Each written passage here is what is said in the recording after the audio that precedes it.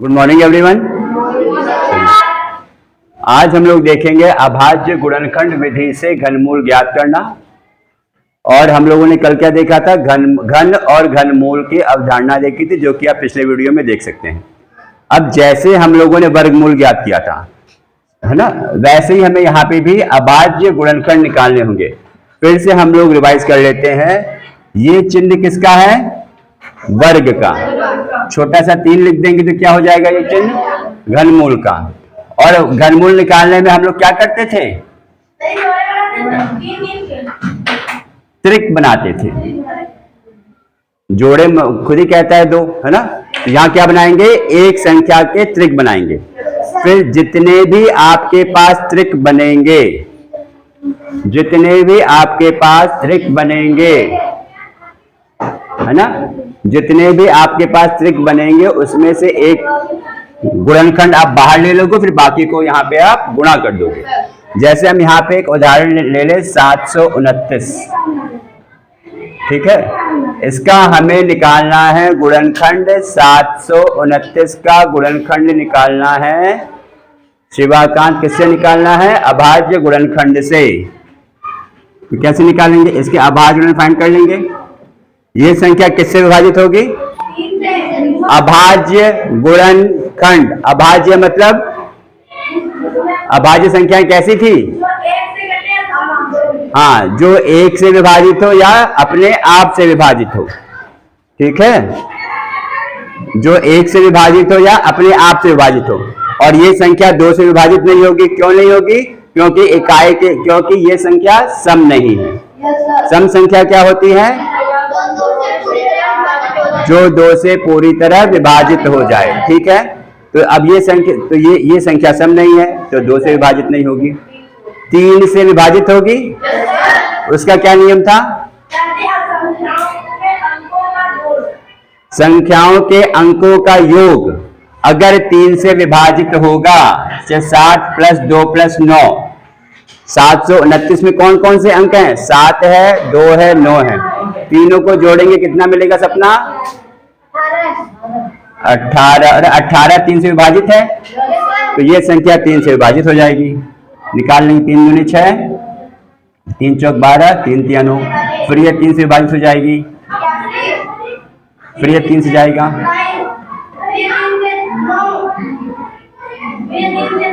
3 तिया 9। यानी हमारे पास इसके अभाज्य गुणनखंड क्या बन जाएंगे? 3 × 3 × 3 × 3। कितनी बार 3 आ रहा है? 3 4 5 6 बार आ रहा है। चलिए 3 4 5 6, ठीक। अब इसके त्रिक बना लेंगे। क्या बनाएंगे हम लोग? त्रिक। अब यहाँ पे 729 का जब घनमूल निकालेंगे तो जो त्रिक बनेगा उसमें से एक गुणनखंड लेंगे। तो क्या हो जाएगा? ये 3, इसका भी 1 ले लेंगे गुणनखंड 9। यानी जो आपके पास पूर्ण घन संख्या होगी, जो भी आपके पास पूर्ण घन संख्या होगी, उस केस में अभाज्य गुणनखंड फाइंड करने पर, पता करने पर कोई भी शेष गुणनखंड नहीं रहेगा। तो वो संख्या क्या हो जाएगी? पूर्ण घन संख्या। पूर्ण घन संख्या, ठीक। अगर हम यहां पे और देख लें, एक और संख्या ले लेते हैं। मान लिया हमने 2197। 2197। चलो इसको माइनस चिन्ह के साथ रख देते हैं। अगर आपके पास ये संख्या है -2197, इसका निकालना है घन। तो कल हम लोगों ने क्या देखा था कि धनात्मक संख्या का घन धनात्मक था, ऋणात्मक संख्या का घन ऋणात्मक था। इसको उल्टा कर दो, धनात्मक संख्या का वर्गमूल धनात्मक होगा और आपके पास ऋणात्मक संख्या का घनमूल क्या हो जाएगा? ऋणात्मक। तो इस केस में क्या करेंगे हम लोग? चिन्ह छोड़कर पहले इस संख्या का निकाल लेंगे गुणनखंड। चिन्ह छोड़ दीजिए, सही है। कितना आ जाएगा? ये किससे जाएगा? 3 से। जोड़ के देखो, 2 + 1 3, 3 + 9 12 और 7 18। 19। 19 तो 3 से विभाजित होगा नहीं। उसके बाद अगली अभाज्य संख्या 5 हुई। 5 के लिए क्या नियम है? इकाई के स्थान पर 0 या 5 हो। फिर 7, फिर 11, फिर 13, 17। ये 13 से जाएगा, 13 कम 13, कितना बचेगा? 8। फिर 13 छंग 78, बचेगा कितना भाई? यहाँ पे 8 बचेगा तो 8 में हो जाएगा 89। फिर 13 छंग 78, है ना? कितना बचेगा? 11। 7 कॉपी करोगे, 13 9 117। ये 13 का वर्ग होता है। 13 कम, ठीक है। फिर 13, तो यहाँ पे किसका त्रिक बन रहा है? 13 का ये आपके पास त्रिक बन रहा है। यहाँ पे चिन्ह कैसा है? धनात्मक। चिन्ह कैसा है? धनात्मक, ठीक है। तो इस केस में क्या हो जाएगा? 13 का त्रिक बन रहा है, तो हम ये कह सकते हैं 2 1 9 7 का त्रिक है। क्या हो जाएगा ये? 13, ठीक। अभी तो माइनस की बात ही नहीं आ रही बेटा, सही है। अब हम अगर इसको ऐसे कह दें, माइनस ये है -2 1 9 7, सही। तो इसको अब हमें मालूम है कि अगर आपके पास संख्या ऋणात्मक है तो उसका क्या घनमूल आएगा? 13। यही तो आएगा, है ना? तो कैसे आएगा? ऋणात्मक। तो चाहो तो इसको आप ऐसे भी लिख सकते हो। इसको करने के 2-3 तरीके हैं, आप अगर जैसे सीख लो भाई, माइनस का साइन आप बाहर निकाल लो, 2 1 9 7 हो जाएगा। और हमने घनमूल 2197 का पता किया है, 13 आ रहा है, तो यहाँ पे हम -13 लिख सकते हैं। ये उत्तर हो जाएगा, ठीक, सही है। या आप इसको ऐसे भी देख लो, 2 1 9 7 अगर माइनस चिन्ह के साथ है, अगर ये आपके पास माइनस चिन्ह के साथ है, तो इसको हम क्या लिख सकते हैं? -13 गुणा -13 गुणा -13 लिख सकते हैं आराम से, है ना? जैसे भी आपको समझ में आ जाए। अब जब हमें इसका घनमूल निकालना है, तो हमने क्या किया था? जो भी संख्या या जिस भी गुणनखंड का त्रिक है उसको आप बाहर लिख लोगे। ये भी ऐसे भी कर सकते हो आप, चाहे आप इसको ऐसे कर लीजिए, चाहे आप इसको ऐसे कर लीजिए, ठीक है। कोई समस्या किसी को? अब इसी के साथ अगर कोई संख्या आपके पास मान लो भिन्न में है ना, कोई संख्या आपके पास भिन्न में है, तो कैसे करेंगे?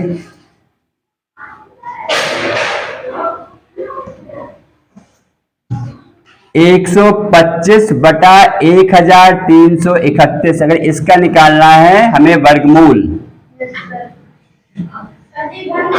इसका निकालना है हमें, सॉरी हाँ, घनमूल निकालना है हमें, घनमूल। तो क्या करेंगे? इसमें अंश और हर, जो भी संख्या अंश में होगी हर में होगी, दोनों का हम लोग अलग अलग अभाज्य गुणनखंड निकाल लेंगे। अब तो इतना तो सबको आ ही गया होगा बेटा, है ना? 125 के क्या हो जाएंगे अभाज्य गुणनखंड? 5 गुणा 5 गुणा 5, कल देखा था हम लोगों ने। और 1331 के क्या हो जाएंगे? 11। तो इसका घनमूल क्या हो जाएगा भाई? इसके त्रिक बन रहा है 5 के, बाहर आके एक सिंगल 5 हो जाएगा। यहाँ पे 11 के त्रिक बन रहा है, तो इसका आ जाएगा। कोई समस्या किसी को? हो जाएगा। और कोई प्रश्न करना चाहता है?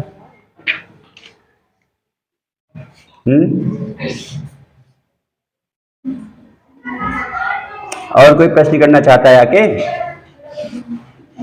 चलो, अगर हमें यहाँ पे वर्गमूल निकालना है, एक और संख्या ले लेते हैं, 3375, इसका निकालना है हमें घनमूल, है ना? इसको क्या निकालना है? घनमूल। इसके लिए कौन आएगा? अभाज्य गुणनखंड पता करने के लिए आ जाओ, आप ही आ जाइए। 3375 इसका अभाज्य गुणनखंड। अभाज्य गुणनखंड आपको ज्ञात होना चाहिए, निकालने आना चाहिए, हर जगह काम आएगा। वर्गमूल निकालने में काम आता है, घनमूल निकालने में काम आता है, आपके लघुत्तम समापवर्त में भी काम आता है, और महत्तम समापवर्त निकालने में भी काम आता है, एलसीएम और एचसीएफ। तो ये आपको निकालने आना ही चाहिए, सही है?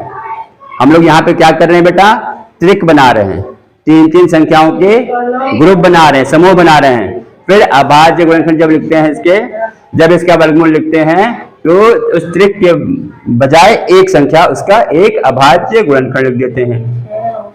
पूर्ण घन संख्या क्या हो जाएगी?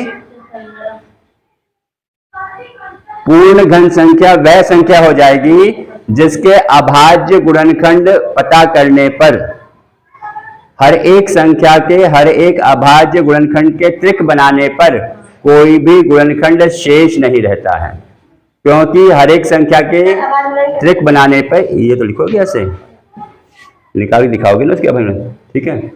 हर एक संख्या के त्रिक निकालने पर कोई भी गुणनखंड शेष नहीं रहता है, और अगर शेष रहेगा तो क्या हो जाएगा, वो फिर संख्या पूर्ण घन संख्या नहीं होगी। जैसे वर्गमूल निकालते थे वैसे ही हमें घनमूल निकालना है। वर्गमूल में हम लोग जोड़े बनाते थे, यहाँ पे हम लोग हर एक संख्या के त्रिक बना रहे हैं। सही है? कोई दिक्कत किसी को? प्रश्न लगाइएगा और कार्य पुस्तिका के भी प्रश्न हम लोग करेंगे, ठीक है। तो यहाँ पे कितना बन जाएगा बेटा? चलो ठीक है, कितना है? 15, ठीक। देखो चलो अब यहाँ पे थोड़ा देख लेते हैं बेटा। आप जब 3375 लिख रहे हो तो यहाँ पे हमने क्या लिखा है? गुणनखंड। इसके 3 बार 3 आया है और 3 बार 5 आया है।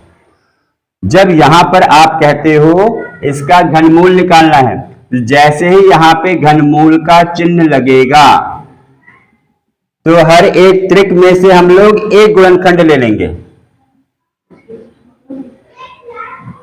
हर एक गुणनखंड से हम लोग एक संख्या ले लेंगे त्रिक में से, इसको फिर हम गुणा कर देंगे, 15 हो जाएगा, ठीक।